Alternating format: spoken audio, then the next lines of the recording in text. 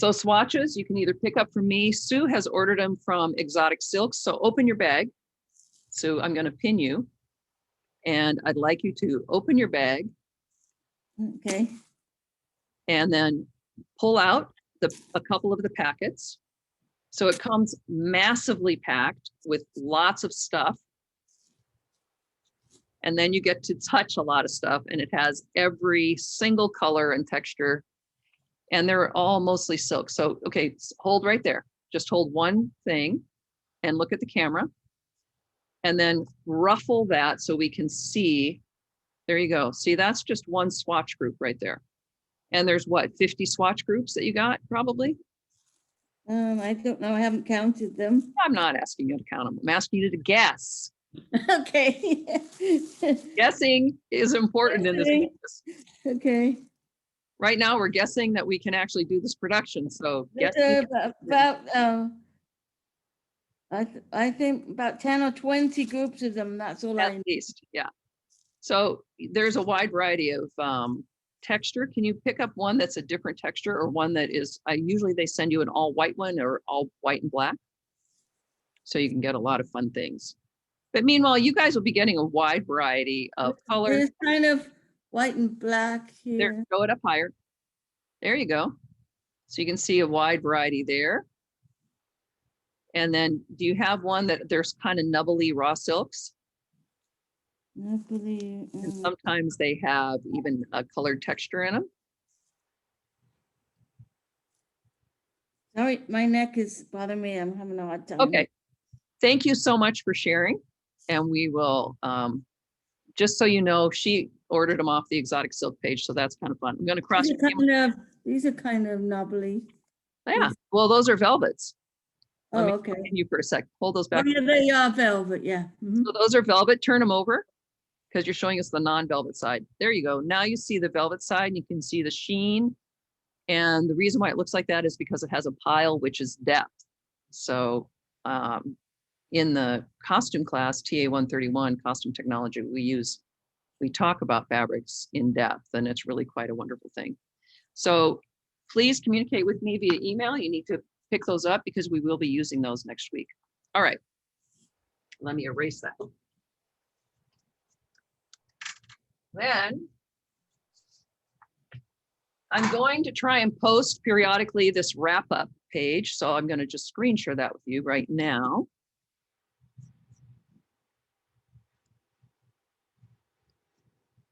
And everyone is clear that if you need them mailed, you must give me your address, because I can't, that's the only way I can do that. So please let me know. All right. Why have I lost our class? Excellent. I haven't lost our class.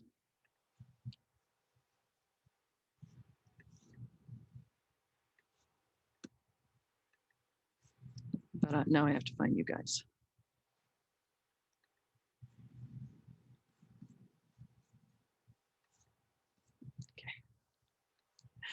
How many of you feel like, man, I have way too many screens open? Okay, so let me screen share this.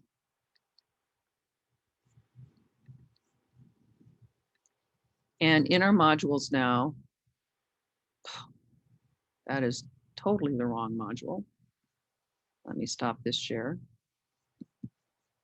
because that is a whole different class.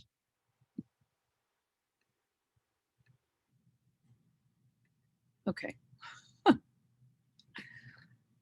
Oh man. I really love it when you guys have to share things on screen share, and then you go through and try and search for things and try and find your desktops too. So thank you for your patience while I do that. Here is our module group. So the drawing the figure we talked about, these are going to come into play in a minute. And then this wrap up and looking ahead, I'll try and post every few weeks. So it gives you a hint of what we're doing if you've not been following along. So here's our short summary of really the first 4 weeks. We're understanding costume design of a play through reading the play, understanding costume design of a play through carefully mapping out a cross plot, understanding costume design of a play through organization, which we did on Monday, you need to submit your redrawings. And redrawings is our way of looking at history of dress. Remember, history of dress, we use the term dress because it's all encompassing.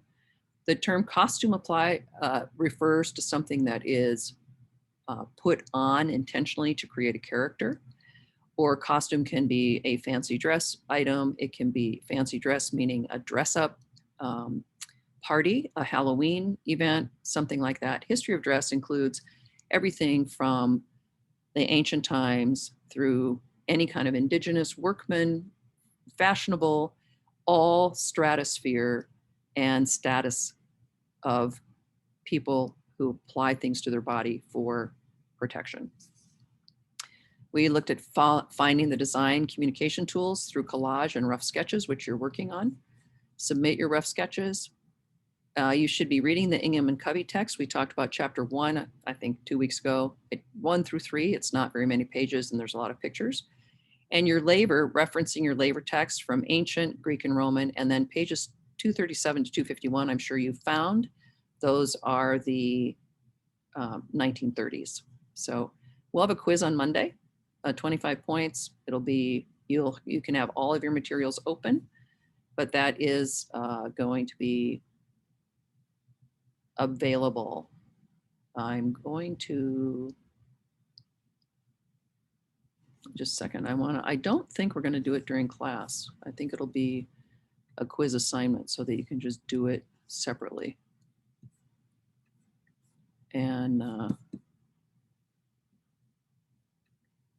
that will be good because we don't need to take up a lot of time, because on Monday we're going to talk about the sociological and psychological factors of dress. So, okay. But it'll be posted on your Canvas page. It'll be accessible on your Canvas page when it is open. And once you start, it'll be open for 2 hours and you will be able to have any of your resources available. Okay.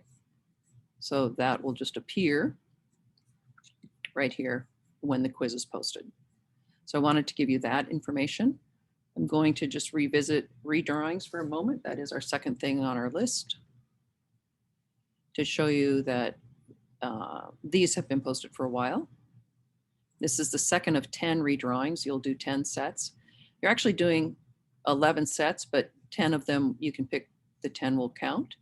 So this is giving you a wide variety of information. Remember, we talked about the differences that we can see in just beginning to get sportswear, which is contrasting jacket and pant versus a suit versus an open collar, casual younger boy. So these are things, details that we need to start really paying attention to for our characters and for the character sketches.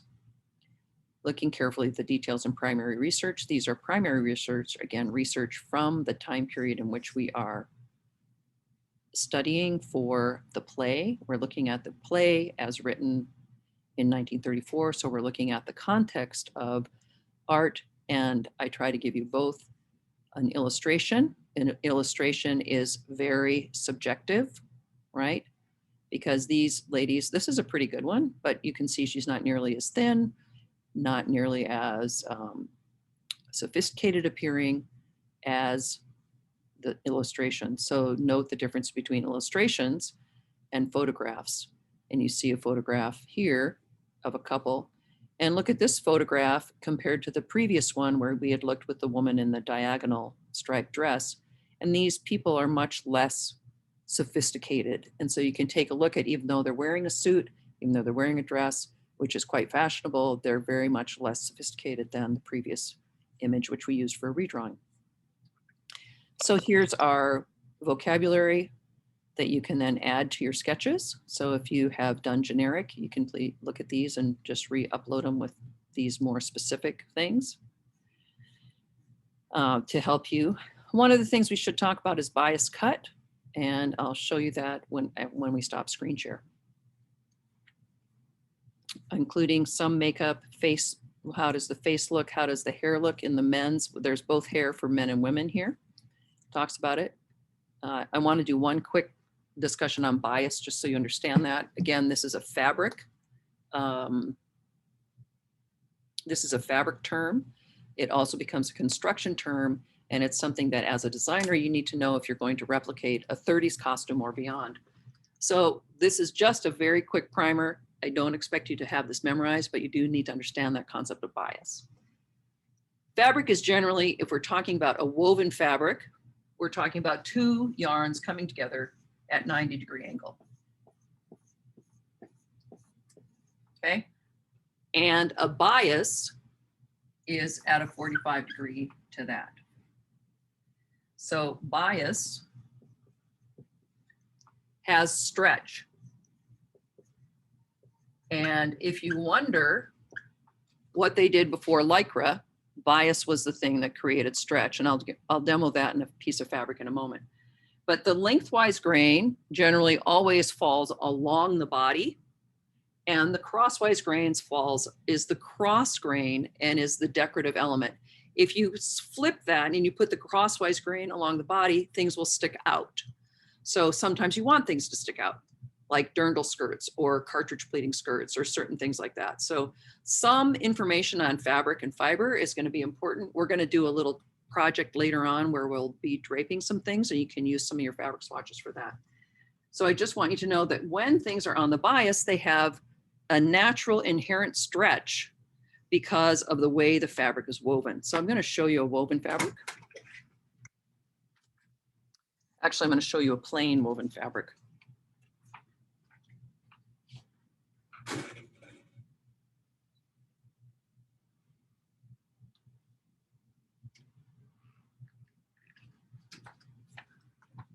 So this is a piece of wool. It could be men's suiting. You can see it's got a pinstripe, a great subtle fleck, charcoal. This would be the stripe is woven into the piece, and it is going vertically. This is the lengthwise grain. It is a herringbone, which means that also the way it's woven is still a woven fabric, but it's going this way so that the fibers are interlocking to create a chevron pattern. So this is the lengthwise grain. You can see that there is, I'm going to pull right on the line. There's no stretch. You can see I'm not able to stretch. And this is the crosswise grain, generally slightly weaker. Might be a slight bit of flex, but nothing here. So you're thinking that is a completely rigid piece of fabric. Should I put the lengthwise grain to the crosswise grain and get this diagonal pattern, you can see I have significant stretch. Just look at how far apart my hands go in even a small version. So this is what they're using to create stretch over the body and to create those body clinging dresses of the 30s is called the bias cut.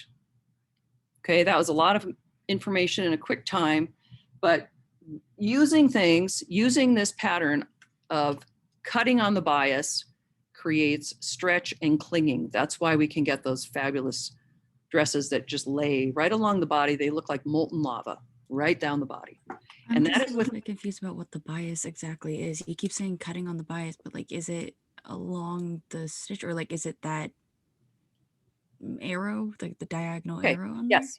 So the bias is a 45-degree angle from the 90-degree angle that a woven piece of fabric is. So woven is two interlocking yarns at 90, okay? 90 degrees, up and down. And whether it's over under an even pattern or whether that pattern varies, that's when we get chevrons and other sorts of things. The bias is at 45 degrees. So this is where your geometry comes into factor. And a 45-degree angle creates stretch because there's more room. It's like sliding in between the fiber. Does that make sense? More sense? Yeah, so the bias can also just be like how it stretches. It doesn't necessarily need to be the cut. No, the bias is always referring to at a 45-degree angle to the 90-degree. Okay. If so, good clarification question, by the way. If something is cut on the bias, and let me just get a small I'll draw a small pattern shape and put it onto this so that you can see it. And let me tape this piece up on the wall for you. And I'll give you a little demo.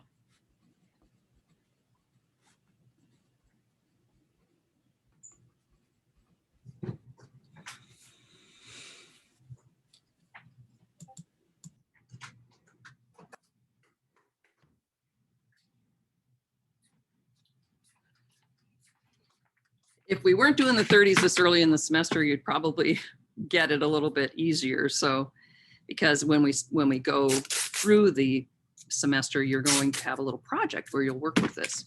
So I'm going to tape this up.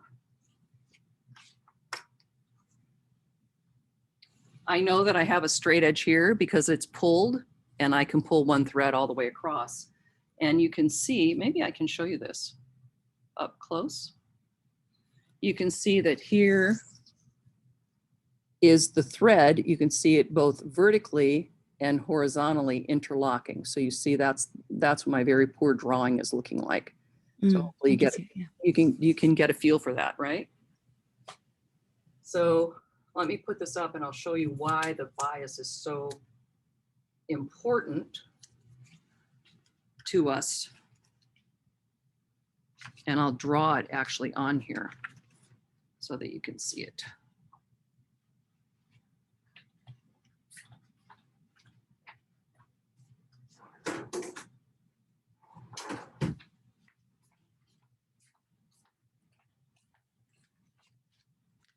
So my folks who've taken the costume technology, this is something that we talk about construction significantly. And that's why for those people, it'll be a review, but it is information that you need to know as a designer because it is a body, the way the fabric can shape to the body. So I'm putting this up on the board.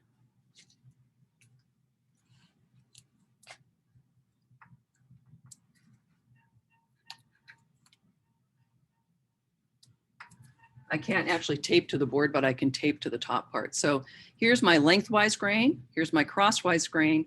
This is my 45-degree angle, okay? That would be the bias. That's the part that's going to stretch on this piece of fabric. It does not stretch vertically. It does minimal, not anything on this one horizontally. Generally for a pattern, you are creating a garment that's going to fall along the lengthwise grain. So it's going to be shaped this way. And I'll just draw a quick pattern and cut it out and give you the grain line. So there, on every pattern, when you're making a garment, you have a grain line. A grain line refers to how you lay the pattern on the fabric, okay? So I'll just draw my, here's my pattern, and I'm going to cut it out so that you can see it.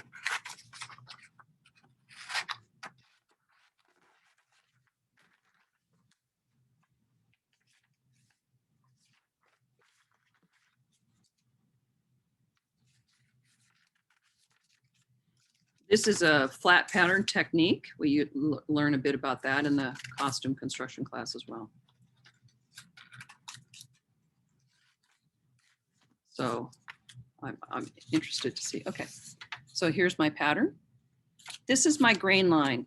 If I want this to be no stretch, I put it on my vertical grain line like this. So this is going up and down with the stripes, okay? No stretch. If I want it to stretch, I would put my grain line on the bias this way. Now I'm cutting my pattern on the bias utilizing the stretch.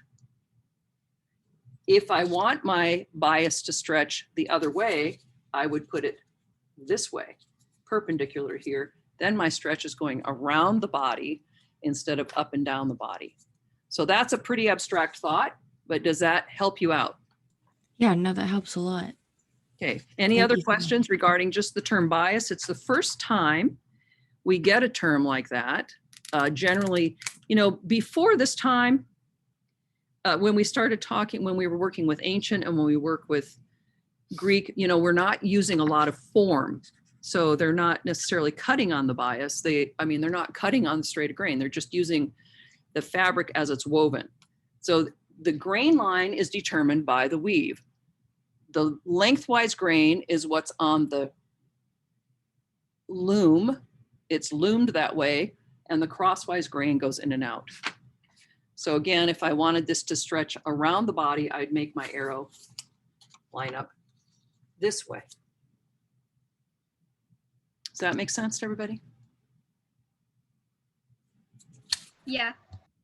Okay, and I'll show you one other detail which may help.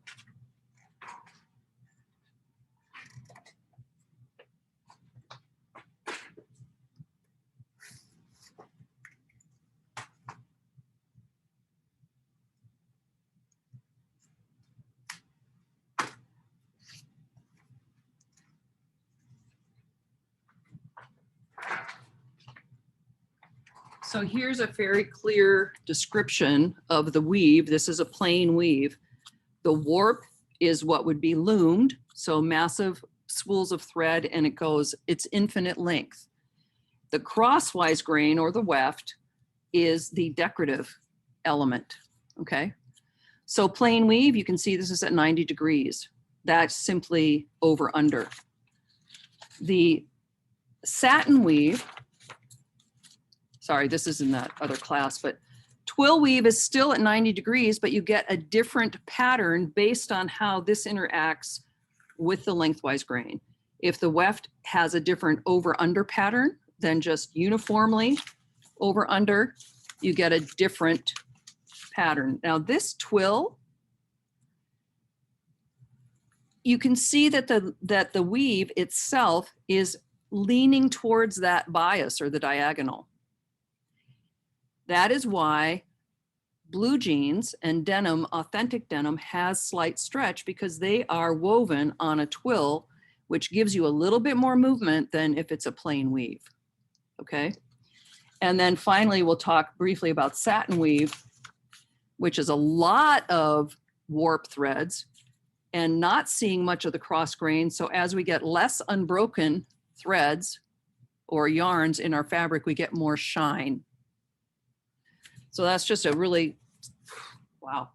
Okay, sorry, that is a really quick snippet, and I hope you don't need to have all the information. But if you're going to be drawing something that makes sense in the 30s, you're going to be using the bias, and you need to have an understanding, because as a designer, you have to talk to the costume shop, and that's going to be in our last moment when we talk about collaboration, okay?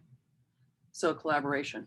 I am going to now show you, I think, and then we'll go on to collaboration. I'm going to show you the assignment for the sketches and talk about those. Are we ready to move on to that particular portion? Because I want to make sure I'm not shortcutting you guys in any sort of question opportunity. Sure, I'm good. Okay, awesome. Okay, so let me screen share and I'll show you the sketch page.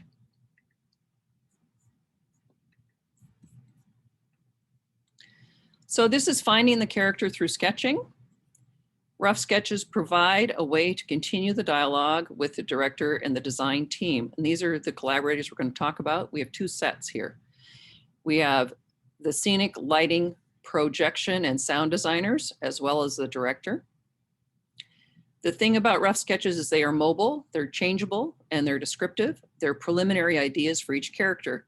And you can see this character is being worked out as to all of the movement or the props or the kinds of accoutrements that the person needs to have and hold.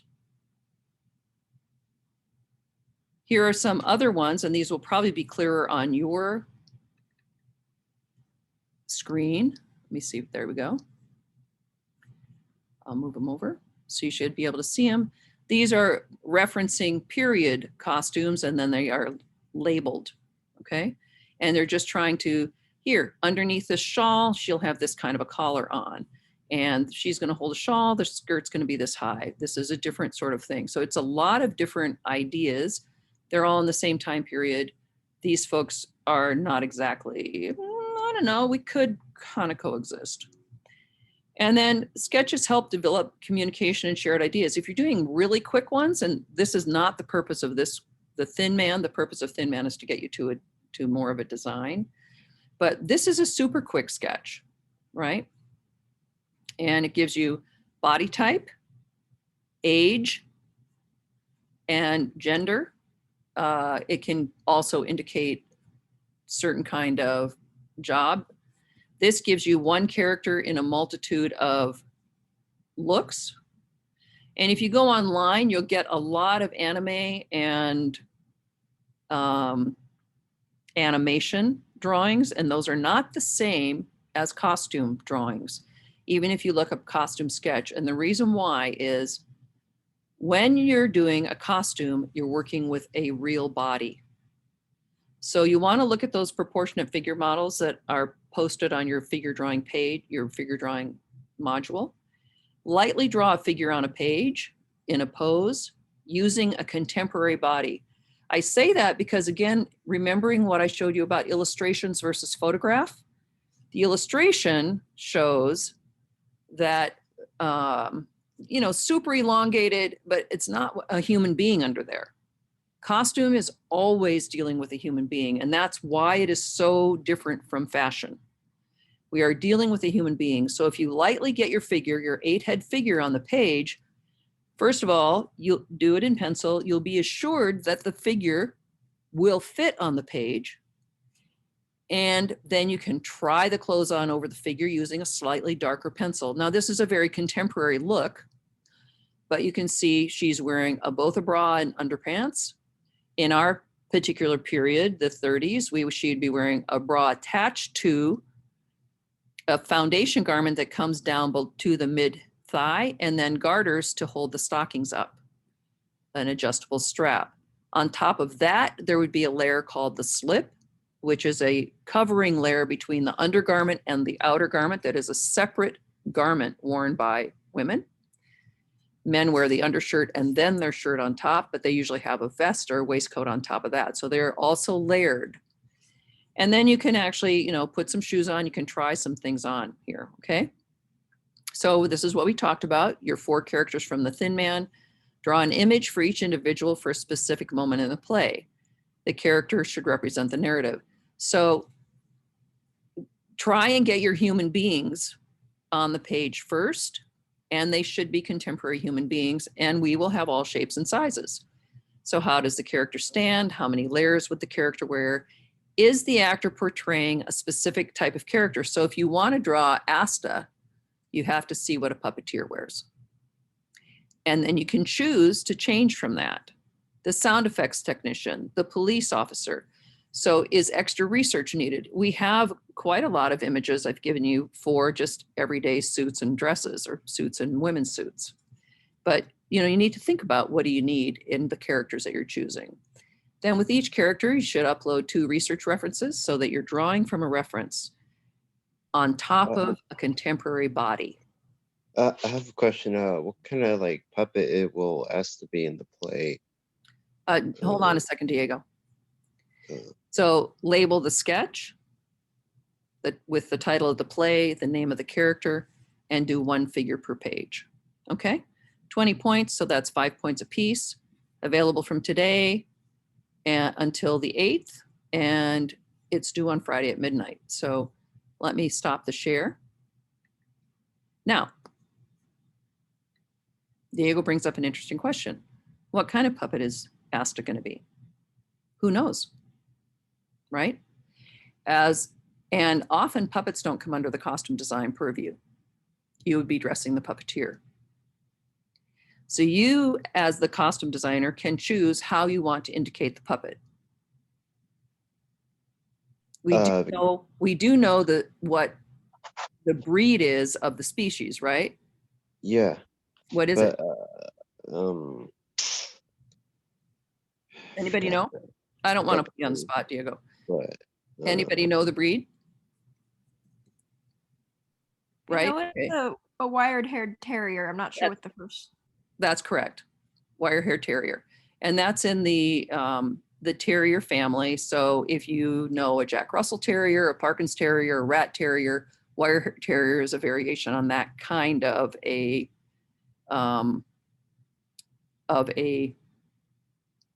dog. Okay. Because Oh. all I did was draw the dog and attach some strings on it. That's all I could Okay. So really think Diego, of. you have to have a human. Oh, human attach. Okay. Because if we're seeing a dog with strings, we're seeing a human. Where's the human Oh. going to be? Okay. So that's why I said you need to look at the puppeteer. Okay. Yes. Okay. There was something else that came to mind. It's on the redrawing page, but anyway, so read your pages. To get the reason why these are a rough sketch is to get to a final sketch when I have done both my own sketches, which I will show you, and I've also worked with a sketch illustrator. When I work with one of the best sketch illustrators, they are paid by the sketch. And she says it is roughly 8 hours from beginning of sketch to end of sketch. That would be a full color costume rendering based on my research, based on my rough sketch, and I would be applying this swatching to that. So for her to actually finish the sketch, it's 8 hours. So I want you to keep in mind this concept of rough sketches. It's not a 15-minute drawing. We've been practicing 30-minute and 40-minute drawings, and you should be thinking about that, and you can map out for this particular assignment 2 hours and say, I'm going to spend 30 minutes and draw. Everyone will draw Nick and Nora. Everyone's group came up with Nick and Nora last time. So clearly you're doing Nick and Nora, and you have 2 other options. So you're going to draw Nick and Nora. Spend 30 minutes drawing them. Spend a good, 10 minutes making sure your human proportion is absolutely accurate. And then getting your clothing on top of that garment, okay? It is a pencil sketch. It's black and white. There is nothing else except the title of the play. It's what we laid up last time by putting it on the image on the page. Okay? So any question about this, the sketch assignment? Yeah, I have one. Sure. I have done Nick on a sketch, but I have done a movement he's doing on the page. So there's two of him in That's my. fine. You can choose. If the movement is important to the character, you can put it on the page. Here's one of the things that's really tough about this. Every single person will have a different idea. And you can choose to express that in your own voice, and your own voice through the drawing. It is not a competition between anyone else or with me. And my hope always is that you would exceed my capabilities by far. I hope you leave me in the dust.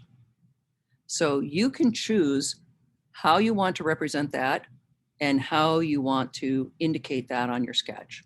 So if you have 2 figures, but it's the same character, it's 1 character per page. So, much like I showed you in the beginning, if that guy is and then bending down and then up, and you want to show both of those in the same costume, that's fine.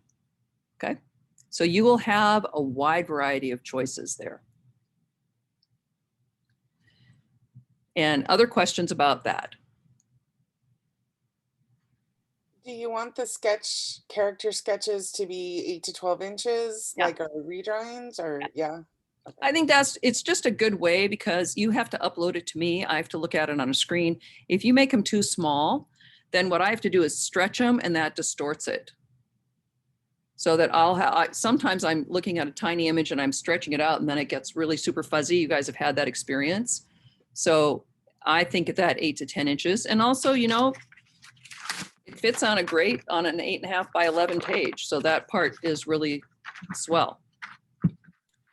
Will we be like refining these drawings further on in this course? Like, Yeah, as I'm next week, painting we're on going to be them? doing a composite finished drawing Okay, cool. for Thursday, Mhm. and it'll be based on these. Unless you say, I hate this, I want to go on to somebody else, that you can totally do that too. But I'm Will trying to take you incrementally through something, because you can choose to do a drawing and stick color on it, have a magic, absolutely magic accident, and have it look great, but Mhm. have no idea how to go backwards towards that. Yeah. Know what I mean? Yeah, no, I totally get it. Yeah. So, Will we you know, put, I'm like, trying, in swatches on some top? ways, I'm holding you back, and I'm not giving you enough information to zoom ahead, because the next play we work with, we're going to work with a different kind of rendering technique too. So, Okay. you know, we're just try and live with where we are, stay in the moment. And this is really critical in theater, is we have to continue listening. Mm. And listening is the first thing that goes along with collaboration. Yeah. Looking for my pen. Okay, so collaboration is where we're going to start. So I'm just going to, before I write this on the board,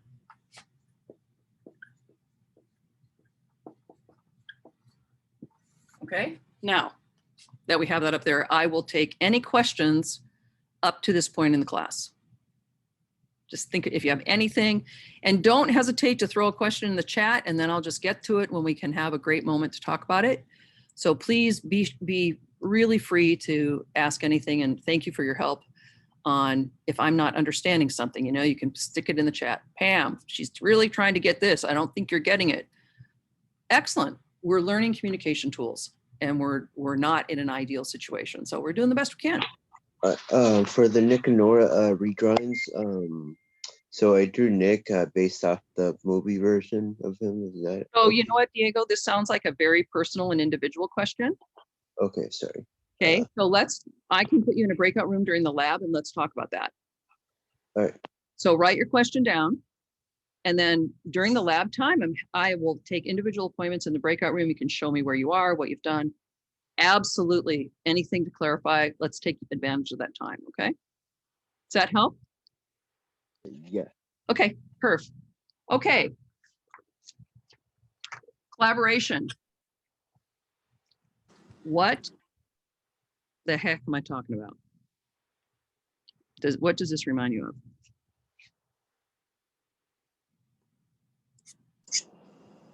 Teamwork? Good one. Teamwork.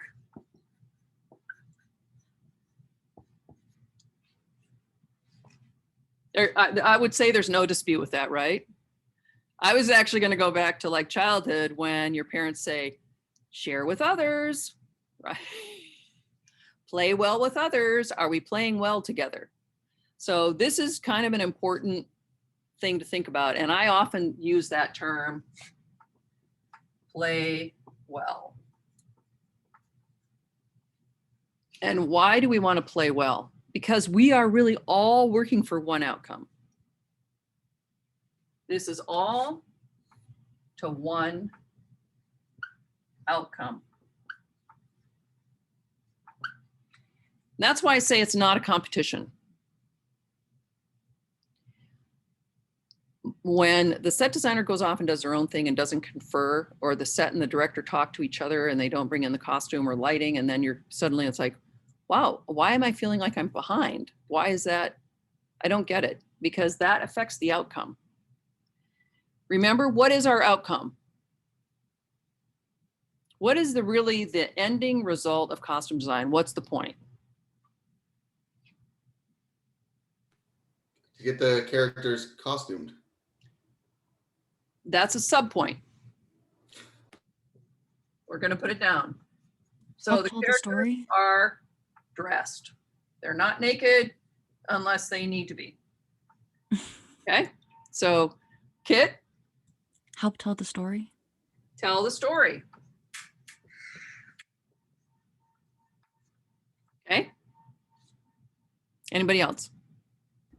Clearly and deliberately depict the character and their personalities within the story.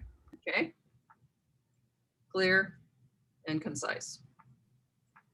Okay. No, What's like- the macro? Even above this, what is the Uber thing?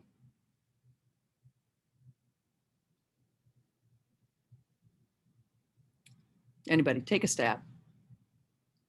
Represent the character well. Oh, teamwork. Is it teamwork? Let me just put you to here. Whose story are we telling? Each Right? one of theirs. So Working with the director. the director, To do it, Okay. okay. the director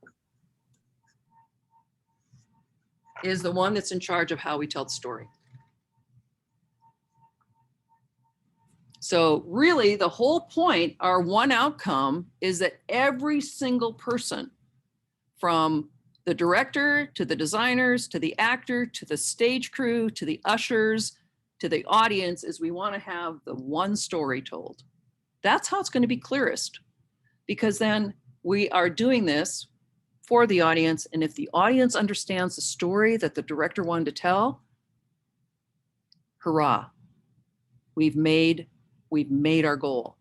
And so this is a very sort of sticky wicket for a lot of people, because it's a way that you need to avoid saying, I want and I like, because what you're doing is you are serving the director's vision through visualizing the character, right?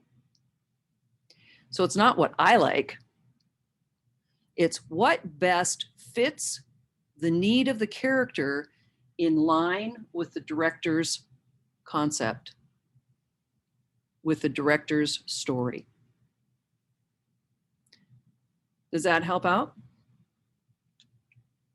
Yeah. Kind of a different way to think about it, because it's not about the individual. It's about the whole, the one outcome.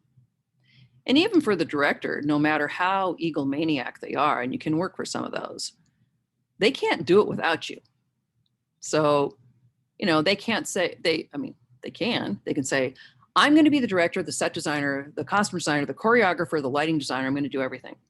And then you're going to just execute my idea. And then you can choose whether you're going to do that job or not. And then you can say, what do you want me to bring to the table? Otherwise, just hire Joe Blow. So that's why we have teamwork. That's why we have to play well together. Everyone needs to be thinking and going towards the one outcome, which is, how can we support the director's story for the audience to see? So the audience goes away not being confused, unless it's a story about randomness and the director's trying to show that. And even that is well designed. But the audience goes away, singing the tune of the story, whether it's a musical or a straight play. So with costume and with all of the design, we have two different kinds of collaboration.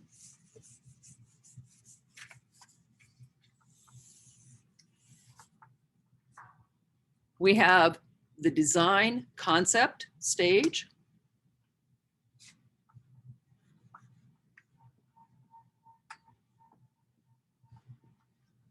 I should put that the other way around. First, we have concept, and hopefully that's the director. And then we have design. And we'll have a team of collaborators here that we'll discuss. And then we have going from the design to the realization. So here we can talk about two-dimensional, and then we go to three-dimensional, because we are then talking about going from a drawing, a sketch, a reference, a collage, a mood board, to a human being wearing a costume, or from same kind of image to an actual three-dimensional chair that the actor sits in as the character. Can the actor actually sit in that chair as the character? And all of those things make a difference also for costume. So this then would be the realization or the execution of the design, right? The concept of the design, then the realization of the design. This is where we identify the character, we delineate, and this is where we are hopefully the most descriptive in, yes, the director loves this concept. This is the director is really getting your idea for character and you can execute it. Some people are really great at this, terrible at that. Some people are excellent at this, not so great at how to understand and communicate with the director and get to someplace here. So you may find that you have an affinity more for one than for the other. Completely okay. But the successful designer goes from the 2-dimensional to the 3-dimensional and works with both sets of teams really well. So let's first talk about the design team. And when we're talking about a design meeting, we're first talking about the director, and this would be design meetings.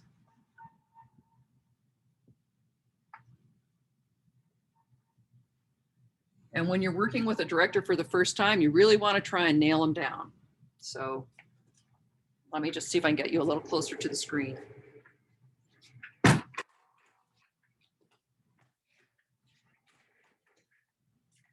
I did wipe the board. It's just a little bit tacky somehow. Okay. So design meetings, and who do we have in there? What's the first person we're going to put? The director. The director. And then what do we have? Stage manager needs to be there.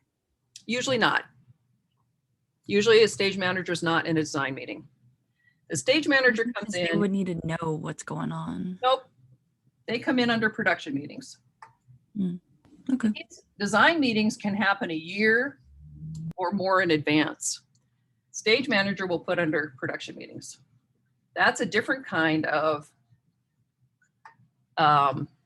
process. They are included in the director process for the rehearsals, but they really come under the realization of it versus the conceptualization of it. So usually a producer is not going to pay to have a stage manager come to a design meeting. Because you might say, we're going to do it on the moon, and then you decide that you're going to do it in the rainforest, and the stage manager doesn't need that information. The stage manager needs the information about what has finally been decided. That makes sense. I mean, I've got to tell you, there's as many opinions about that as there are people. This is the way I have most often worked, is that the stage manager is more in the part about realization. How are we going to make this stuff work? This can happen very far in advance, or it might be really truncated and happen right away. And sometimes it's kind of happening simultaneous with this, and then the stage manager may have more involvement. So, or they'll say, we don't have enough time to do that, so get your heads together. Who else is in this meeting? And also, I would put the tech director here too. This is the person in the scene shop that, handles the execution of the design, right? So who else would be in a design meeting? We're really talking concept in a purely design meeting. Costume design and lighting design. Costume, lighting. This list is like in a completely professional theater, right? It's not like an education. This is the way we work. Okay. I mean, I think it pretty much is the way to work. But there you will end up, if you're working in this field, you'll end up working a lot of different ways. So it's kind of like, it's good to know how to draw. Like Picasso really learned all from the masters before he started taking things apart, so that you understand what the backbone of it is. And then you can plug in so that if it's not working this way and you're the stage manager, you can see a missing piece, and then you can see, how can we solve that problem? So it does work best this way. What else? Stage designer. Right, we call that scenic design. Scenic designer. Or set design. And, in the movies, they call that production design because they feel like they're in charge of the whole production, although they're not in charge of the costumes. So what else? Who else might be there? The writer. If you're doing an original script, sometimes the writer's there. The playwright. If you're doing a work that has been published, then you're probably going to do the work as it is published, or the director is going to make their own interpretation, and maybe like we're doing with Thin Man, melding some characters together, taking characters out, that kind of thing. So what else? Remember that list that I gave you in the Artistic director? sometimes when you're working in a professional theater, the artistic director is in these meetings, absolutely. And the reason why, if you're working in a professional theater, the artistic director is there is because the artistic director or the production manager has hired each of these people. So they're there to keep them on track with the theme of the season, with the budget of the whole theater. They're there to keep all of that, these folks, in line with what they know their audience wants. So yeah, at Santa Barbara City College, we don't have an artistic director. So, but a lot of producing arms do. Like when I work at the Rubicon, or I work at PCPA, or I work some other place, they'll have an artistic director. They'll be in the room for some of these discussions. Who else here? Anything else that you see or hear on stage? The actors? No, they're not in a design meeting. Oh, They come over here. They're in the realization.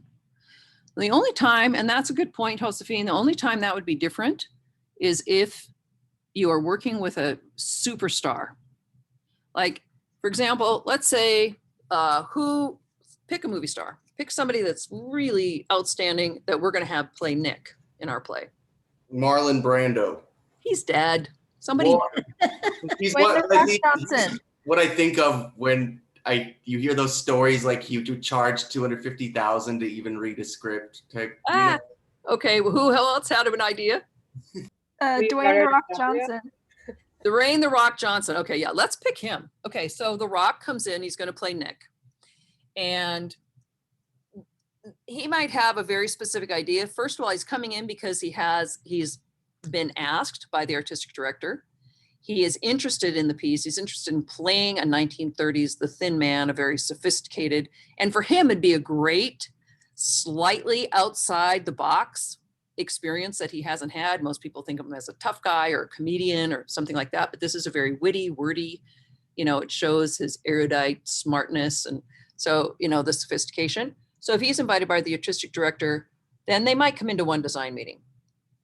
That could be a very big possibility.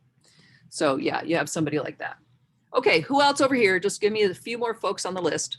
How about sound director? Sound designer, very important. Remember, the way things sound can be really important, and particularly what if you are amplifying the voices? Well, that affects everybody's design. That's something that happens in a design meeting. Do we need to amplify the voices? So sound, is it an environmental? Is it an atmospheric idea? Is it called for in the script? Door slam? Is it something we need to support the actor's voice for? So all of those kinds of things, sound is in that meeting. And there's a couple subsets that if you want to bring them in, that actually stand on their own. Makeup designer. Yeah, this is often a subset of costume, but makeup and hair. Often there's a separate individual for that. Okay, and they would come in early on, especially if you're doing something like sci-fi and the designer is not going to be dealing with that. Sam, did you have an idea? Nope, that was mine, so. Okay. Anything else? So one that sometimes comes under scenic, but has its own category in United Scenic Artists, which dictates how theater is produced across the US, is projection design. And Aspen, you're right, props would come under realization more or less, unless somehow there's some kind of specialty thing that's required, like the wagon in Fiddler on the Roof. And then the scenic designer may in fact design that, or that may go to a prop person. It sort of depends on where you're working and if they actually have a staff prop person, because they're not going to bring somebody in like the stage manager. They're not going to bring somebody in a year in advance to talk about props. They want these people to get their act together before they start bringing people in, okay?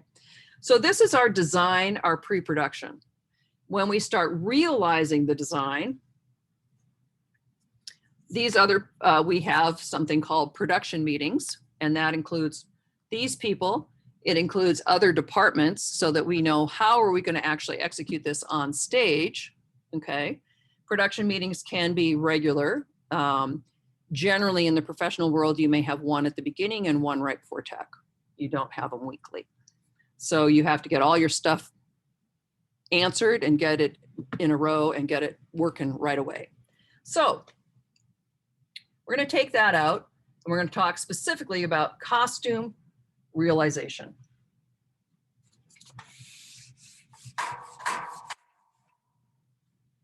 And this goes back to the idea of bias.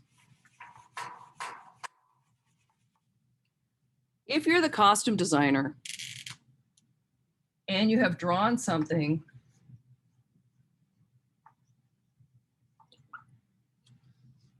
that is very close to the body or something like that, you will have to collaborate very, very specifically with the costume shop manager. And this person has a huge responsibility. They are responsible for setting the schedule of work. They are responsible for the number of workers required to meet the schedule. And we'll talk about those workers. They are responsible for measuring, contacting the actors. And that would be also in a professional world under production management, the stage manager is the person that's responsible for setting up fittings. In our world, the costume supervisor sets up the fittings, okay? We generally have a schedule that's imposed on us for things like photo call, which happens far in advance. So then that affects realization because we need to know what do we need to make first. Or what costume needs to be finished first, even if you're pulling the costumes, you know, that's one thing. So the lists that we talked about go directly to the costume supervisor to set the schedule. How many costumes are going to be built, which is called made to order. And you can see that that might take, either it takes more time or more personnel to get it done. When you're working professionally, often you have 3 weeks. So you need to know how many of those are made to order right up front. How many sketches are going right to made to order? How many are pulled or rented? And then altered. And we talked about that last time when we talked about procurement plan. And then the costume designer works with maybe an assistant designer that's given by the shop or an assistant designer that they have hired, or they work with the shop directly and someone is attached to work with costume storage, and that is often the case. Okay, so after we get this part done, what else are people going, what other people are going to be needed? So how are we going to execute this schedule? Okay, I'll photo this so I can put it on the Canvas sheet. So I'm not giving you something that is just slightly different.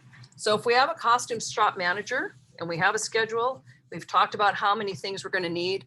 What kind of people are we going to need to collaborate with that the designer is going to have to actually talk to? Underneath this person, if we're doing made to order, we have a cutter, fitter, draper, fitter.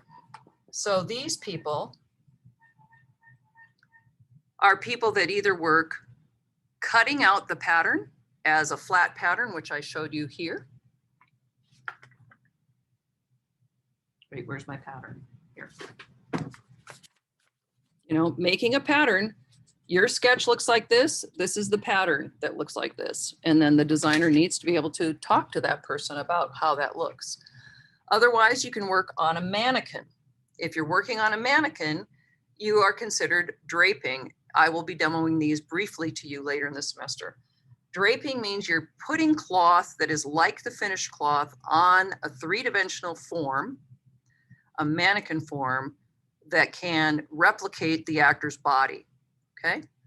And then a fitter is sometimes either of these would also duplicate as a fitter so that when you come into the fitting and the actor's there, the fitter will actually look at where are the seam lines. Is the shoulder going to be dropped 1 inch like this, or is the shoulder going to be up on the shoulder? What does the design dictate? What does the period dictate? How are the stripes going to go? Are the stripes going exactly horizontal? Are they going to go at a diagonal as the ones that we looked at before? So you have pre-cutting meetings. You have the shop supervisor in each of the meetings to talk about the characters. The whole shop can come in and look at the characters.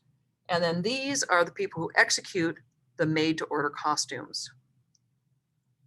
You also have a fitter, and it can be the same one, who works with alterations.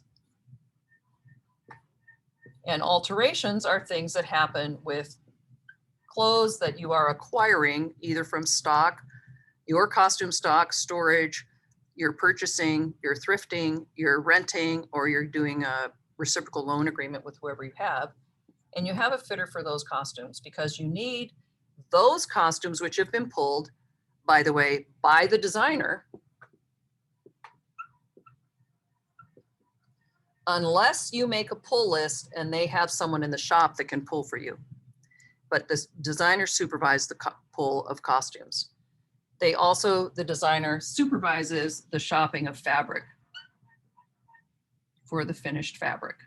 They are responsible for providing it to the costume shop. In the meantime, the cutter and the shop has a variety of fabrics, and you say you're going to use this certain weight of rayon. They will pull something that is like that to help develop the pattern. Okay, and then you may go into a fitting in that garment that we would call a mock-up in the like fabric before we cut it in the actual fabric. These fabrics can be up to $100 or $200 a yard. So you want to make sure that you're not wasting any of the fabric, nor are you overbuying. If you only need 1.25 yards, don't buy 2 yards. You're wasting $75 of your budget, okay? So in alterations, it's how are we going to make that look like the sketch the most possible way? How are we going to make it look like the sketch in terms of fit? Where does it need to fit the body? What is the shoulder? Do we need to, in this particular period, do we need to add the shoulder pads more? Do we need to shape the bust? What kind of an undergarment do we have? So if we need undergarments, they are generally ordered by the shop. They may have some in stock. They may be purchased, okay? So alterations. How is this going to look like the sketch? How's it going to be fit? And then we have stitchers. And this is generally where someone starts working in a shop is they start by being a stitcher. A stitcher works at a sewing machine. So you need some basic sewing machine skills. It is helpful as a costume designer to have some sewing machine skills and fabric skills, because if you're drawing something that is on the bias, you need to tell the cutter, this is a bias gown. So just so that makes sense to you, right? You need to be able to talk in the language that the person who's executing the sketch can understand. So you want to talk their language. You've talked the esoteric concept, visual language, and now you're talking the execution language. How can we make it? The closer you get from the design to the execution so that the actor looks like they've stepped off your sketch, the more jobs you're going to get, because you're showing that you can see it, you can imagine it in advance of the particular production, and then you can make it happen, okay? So stitchers sit at a sewing machine and they execute those things that have been cut or draped by the cutter to create the complete garment. And then we have finisher, and there are people who deal with hand stitching.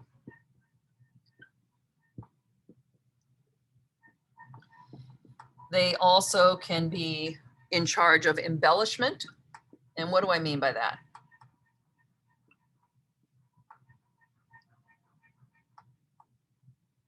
Anybody have and wearing anything that maybe has some embroidery on it, or an extra piece of trim or sequin or something? I'm wearing something super plain. I don't have anything that has any kind of embellishment.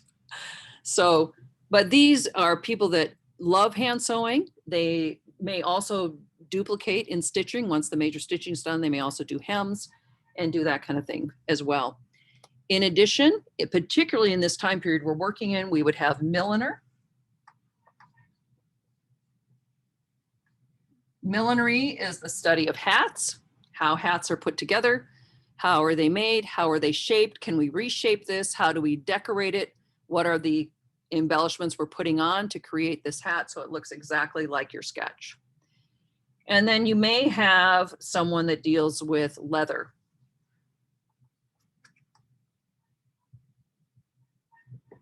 And this could be the dyeing of shoes, the dyeing of handbags. This could be changing certain kind of shapes of leather to make it be what you want.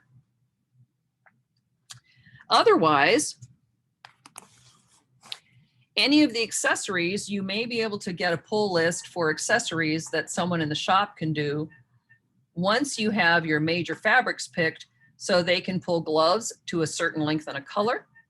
They can pull handkerchiefs, both for men and women. Again, you tell them, you know, this is a gray Glen plaid. I think I had something right here. Here. Here's a gray Glen plaid that will be for my man's suit. I want you to pull the appropriate tie and pocket square in red paisley, red and gray paisley to go with this. And you be very specific and they'll pull those for you if you have them. If not, they can say, well, we have this color. We have, you know, red and blue. Will that work for you? And then you decide. You can see that this has both a blue thread and a red thread in it. So you decide how you want to do that. The woman's suit, maybe the woman's suit is going to be a plain weave in opposite color. Okay. So again, here you can see that this white is going to be the lengthwise grain, and the pink, purple, blue is the crosswise grain, and that's the decorative grain. So you can choose accessories, and then there would be jewelry. And what they would do is pick a selection based on what you have said. This also, when you're doing a fitting, you will want to have all of your items there, including eyeglasses, footwear, and sometimes I generally, as the designer, pull footwear, but eyeglasses to try on to your actor, jewelry to try on, gloves to try on, handbags, all of that kind of thing. Handkerchiefs, what are the accessories you're going to finish? And sometimes you can even have somebody pull ties. I like to pull my own ties. That's kind of a personal preference. So lots of communication, right? Just going to move that back so we can see everything. You can see that communication for a costume designer, whether in the concept design so that you get something that the director really can put their teeth into and say, you are supporting me 100%, because I can tell you, I've been in those situations where they're not talking together. I was in one where the set designer could not talk to the director, was finally removed from the whole thing. I mean, it's a beautiful thing when it happens, and when it doesn't happen, you're really trying to make things pull together.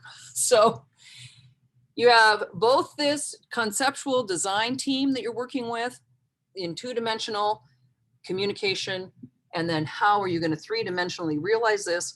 All of this is going on in the costume shop, while the stage manager, the production manager, the technical director are working out the schedule so that we are putting it together so that we have a photo call, we have dress rehearsals, and we have everything done at the right time, according to actors' availability. And that's something that as costume, we always have to deal with that fourth person in the room. What is the actor's availability, right? So any questions on that? Because I want to wrap it up so that we can take our break. And then we're going to come back. I have a small color exercise that we're going to work on. And then I would like you to, I'll have you join breakout rooms if you have any additional personal questions regarding any of the things that we've talked about. So comments, questions? Can I just see the bottom of the board again? It's kind of Sure, hard. absolutely. So down here, I'll just read these again if you'd like, if you're taking notes. Mhm. And I will put these again on a Canvas page. So cutter, draper, fitter, alterations fitter, stitchers, finisher by hand, embellishment, which includes all kinds of trim, buttons, embroidery, applique, sequining. You know, embellishment is things that go on top of. Yeah. One thing I didn't put in here, which we should have, is an ager dyer. So we call that fabric modification. So I don't think there has ever been a show where I haven't had to dye something. And in our particular situation, I'm the dyer. The costume designer becomes the dyer. When I work at different places, the relationship can be different. So that's one of those things that's kind of up in the air. The more money they have, the more personnel they have. So embellishment, millinery, which is the work of hats. And a person that does the hats is called a milliner. Leather, which includes any kind of leather restoration, coloring, changing, distorting, working in leather armor, armbands, other kinds of things like those things that we'll see in Roman. They're leather. When you think of gladiator, fabric modification. And the costume designers responsible for pulling the costumes, the major costumes, the fabric shopping, and the accessories, either jobbing those out to someone who may very clearly understand them with gloves, handkerchiefs, jewelry, eyeglasses, footwear. And that can be both men and women. That is uniform for across the board for character. Because each of these with hats, you might find some hats that you can pull by that are close enough that you can then just send them to millinery or the shop to alter. So that would be our list there. Thank you for that question, Kit. Any other last minute blah-de-blah while we take our 10-minute break? Okay, so some of you I'm saying goodbye to because you have another class, but I would like you to stick if you can, because we're going to work on a very fun color exercise, which I'll post also. And this will be posted under collaboration. So I'll create a page for that. And I'll try and give some excellent images. I always try to give you excellent images. There's not always everything available, but anyway, any other questions? Anything at all? Whatever you have on your mind. I had a question. Yeah, Josephine, in response to your chat, yes, you can go. Yeah, all right. But I have a question about the costume designer. Yeah. I think that if I'm watching a movie, the costumes they wear are pretty simple. So is it possible that they are bought from a store? Sure. Or is no? Okay. Yeah, that's part of the procurement plan, remember? Part of your procurement plan is whether it is purchased, made, like I said before, even from a thrift store. I worked on a 20s movie that got an Academy Award for costume, right? And I was the assistant costume designer, and I was buying shirts in a thrift store. And I was going with my ruler and measuring every collar so that they were 2.5 inches. And I was only buying 100% cotton shirts with a collar that was 2.5 inches so it could replicate a 1920s shirt. And that was not for principals, but it was for, background people, because we simply couldn't afford to purchase all of them. And we needed to hold on to them for 12 or 15 weeks. So you need them for a long time, and maybe we could alter them, or we can change color if we buy 100% cotton. So a lot of times you'd be surprised at how many things in contemporary movies are actually made. So both ways, purchased and made. Television, when I worked in television, we made only the very specialty items. Like when I did I did the #1 TV show for a couple of years, and then I hated it because I hated sitcom, but nonetheless was great pay. And when she had to go to the opera, we made an opera dress, and then you're really working fast. Unfortunately, we had a shop. And then when you're working with a shop, this is a budgetary item. You know, you take the sketch in and they give you a budget item for it. And generally the minimum they're working for is $46 an hour. So you need to include that. That dress was $3,000. But she had to have something to go to the opera in. She was not an average size. She was a 16. She needed to look fabulous. And that garment needed to be made. But most of the other clothing was purchased. We made a few things. So yeah, both ways. Any other questions? That's a good one. Okay, so no other questions. Let's come back at 11:15. Please bring your color media and a paper, or more than one. At the end, I'll go through the page thing again. Okay, so your color exercise is going to be on your sheet. You're going to give me 3 superb, saturated, intense hues of your primary color: red, yellow, blue. Remember, our color properties are hue, the name by which we know the color; the value, the movement from white to black through the color; and then intensity or saturation, which is the purity of the color. So first you're going to do this. If you are working with water, you need to have 2 water vessels. You need to have one, which is your rinse water, and one is your wash water. You're going to always dip in the wash water. It's going to become murky very, very quickly. The rinse water keeps your brush clean, or you can work with 3 brushes. So if you're working with a dry pigment and you've never worked with it before, you'll get your brush, you'll put it into the dry pigment, agitate the pigment, and then you'll put your pigment on your page. Okay, so first let's work with red, yellow, and blue. Okay, I'm going to give you a few minutes to set up your page and get them on your page. Really nice, brilliant colors. So if you're working with pencil, you're going to have to agitate. And I'll go get my pencils and show you too. So let's work with that for about, you might need 5 minutes. The water people might need a little more because they're going to have to get 2 vessels. So I'm going to pause now and we'll take 5 minutes and I'm going to have you show us. Okay. So after we do our primary colors and our secondary colors, you're going to work with a hue chart, a value chart moving from white through the hue to black. And then once you're done with that, moving from the hue and contaminating it or desaturating it with the color complement until you get to a gray tone. And you can see that on the page that I've posted where we have the center is gray. I'm looking for another pen. I want to show you something on the chart.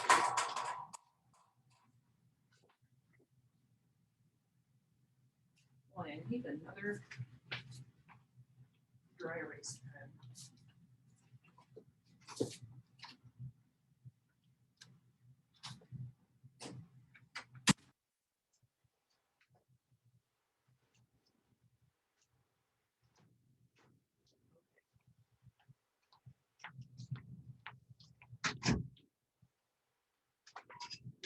So when we work with saturation, you're going to work in this way.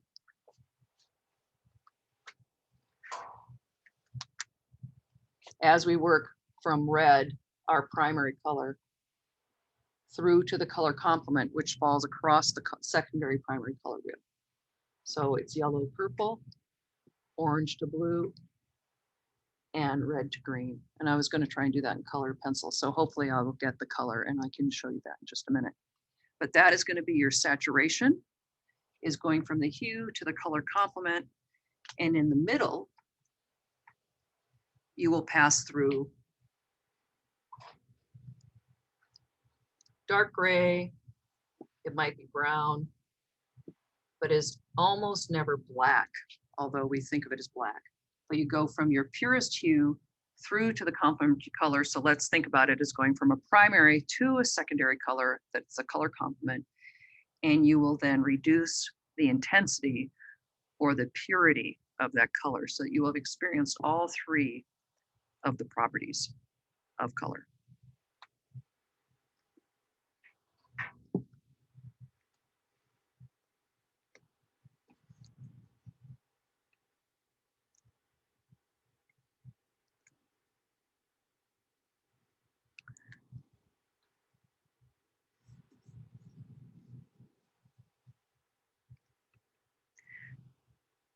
Do you want to look at the page again with color on it, or do you want to stay on the board, or you're just in your own world?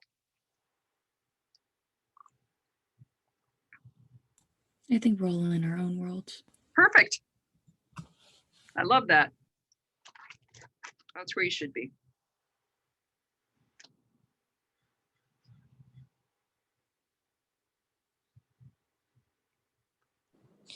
Wait, I'm sorry. So after drawing the primary and the secondary colors, what's the next step that we're drawing on the paper? Value, 2. Okay. Okay, cool. Thank you. And number 3 is intensity. Okay. Okay.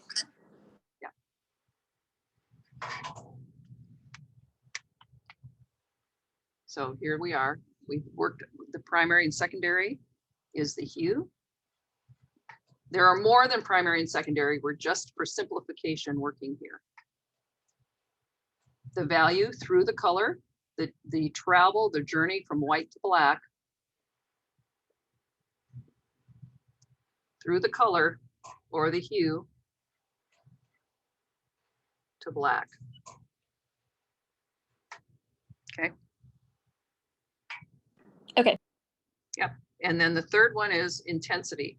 Move from the hue, the primary hue, to the secondary complement through this murky gray brown, carefully noting the desaturation or the loss or the contamination of the purity of color. Okay. Okay, thank you. Yeah, you'll want to do that in steps as well. So this will be your first step, and you'll work in multiple steps. Again, keeping them close together without white showing in between. And this will be your murkiness. And then you go to your complement.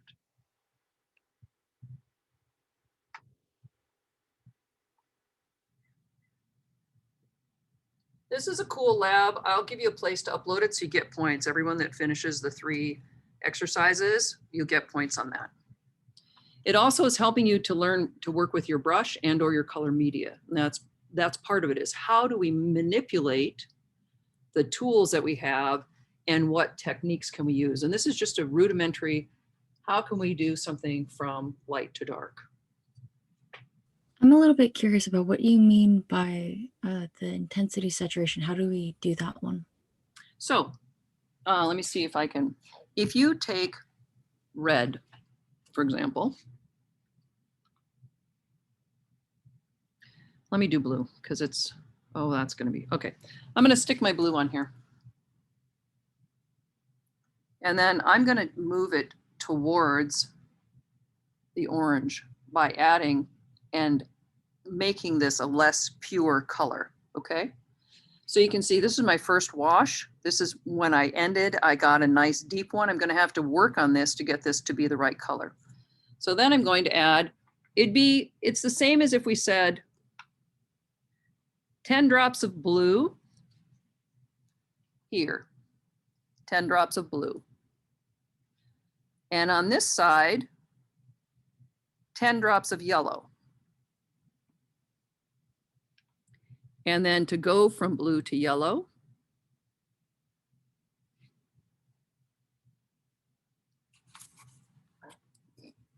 I have 9 drops of blue, 1 drop of yellow. 8 drops of blue, 2 drops of yellow. 7 drops of blue, 3 drops of yellow. Until we get to a middle ground where we have 5 drops of blue, 5 drops of yellow, and then we'll go more, 4 drops of blue, 6 drops of yellow, 3 drops of blue, 7 drops of yellow, 2 drops of blue, 8 drops of yellow, 9 drops of yellow, 1 drop of blue. Does So that would we're having us have like little separate, like step by step, or like a gradient? Would that Gradient. be okay? Gradient. Yeah, that's this chart right here. So from the hue to the complement, actually this should be orange, sorry. So from the hue to the complement, doing a gradient like this, where they are together. I use the drop analogy so that you to indicate moving from the pure color of blue through to a murky color when it's roughly half and half, and then going to the orange. So I'll do a couple samples. Does that clarify, Kit? Yeah. Trust me, if you're lost, someone else is too. So don't hesitate to shout it out. And for the value chart, we use from white to black. Yep. Okay. So what would that tell you, Colby? What do you mean? What would it tell me? What does that tell you to do if you're going from white to black through the color? Oh, like you start to, like the middle will be gray, which is equally black and white. Nope. No. The value if you're doing a value chart of a grayscale, it would do that. But we're going. So okay. Start with the color in the same way that I said start with the color for the saturation. Add white, more white, more white, more white, more white, until you get to white. Start with the color, add the tiniest amount of black, the minute, more, till you get to black. Oh, okay. I did it grayscale. No, through the color value scale. Okay. You will see, you'll make mistakes. Look at my mistakes. I'm trying to get the orange. I'm like not even getting the orange yet. And I'm trying to move from here to here.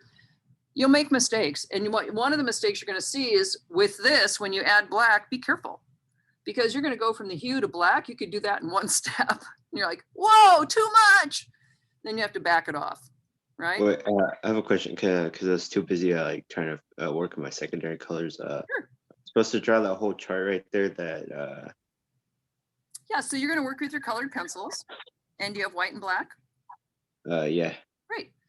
Do an I believe excellent color value right here in the middle, and then add your color pencil white, and get it so that you move from that color in a stepwise version to white. I'm going to try and get my pencils out. It's hard because I'm on a white page. Let me see what is my best color here. Actually, I can't find a white anywhere. You don't have a white? I'm working with the 12. I'm working with this 12-step Crayola color, so I don't I have. don't have a white either. Yeah. You don't have white in your color pencils? I'm using one of those like fancy colors, fancy color pencils or whatever. So I'm working with Crayola. Not like the basic ones. I mean, in my personal paint sets, they don't typically have white in most watercolor sets. You're going to need white. So if you is this a homework assignment? Wait, white in a watercolor set? Is that a normal thing they include? I've never seen that. They don't. Mine have white. So I have white. In the one that I recommended, it has white, and you will need white and black. I mean, personally, what I have is I have an acrylic color white that's in a thing like this and a black same. My tubes might be my color, and then my acrylics are gigantic white and black. You will need to use those because there's things that you need to do to put on top of to help your color be the color you need it to be. Is this a homework assignment? Like what? Oh, is this a homework assignment? Like this is the lab assignment. Okay. So a lab assignment is different than a homework assignment, but if you can turn it in and get 5 points. Just to complete it. Wait, is one of those optional assignments like you turn it in, you get 5 points, or is it like required? If you don't turn it in, you don't get 5 points. 5 points out of 750 is no big deal. But if it motivates you to finish it, the point of this is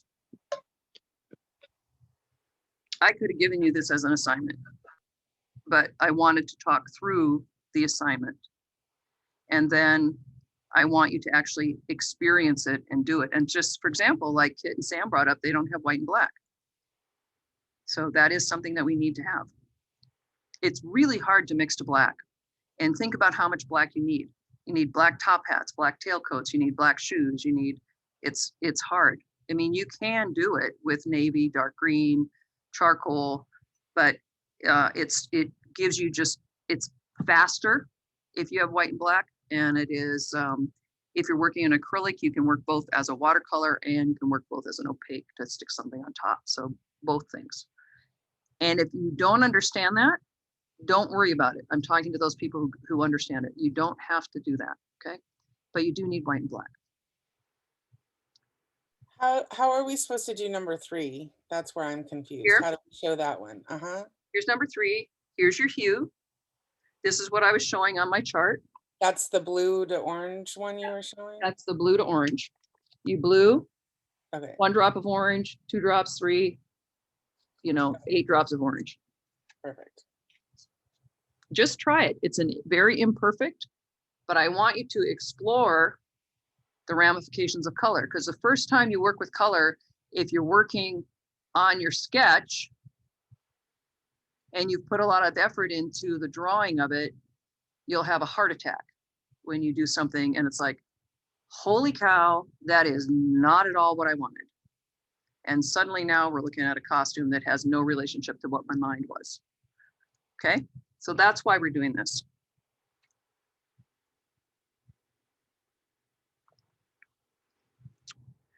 So class is over.